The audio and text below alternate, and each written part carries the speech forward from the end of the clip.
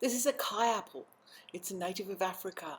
The fruit is used for cordials, dyes, chutneys, jams and jellies. It has a refreshing tartness, and the riper they are, the sweeter they are.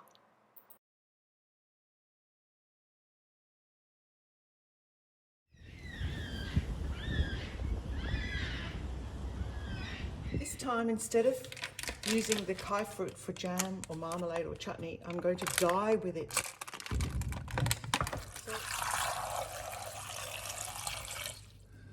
So I'm going to take some white cotton.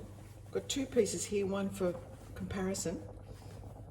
I'm going to put this cotton fabric into the pot with the Kei apples, and I'm going to let that simmer along with the Kei apples for a while.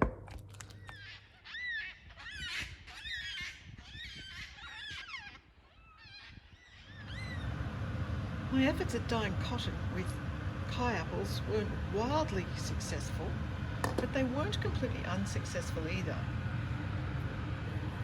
I tried a few different methods, including washing in vinegar, washing in salt, washing in bicarb soda, and there was success. I'll show you. Here's the undyed cotton, pretty snowy white colour, and here is the dyed cotton, dyed with Kei apple.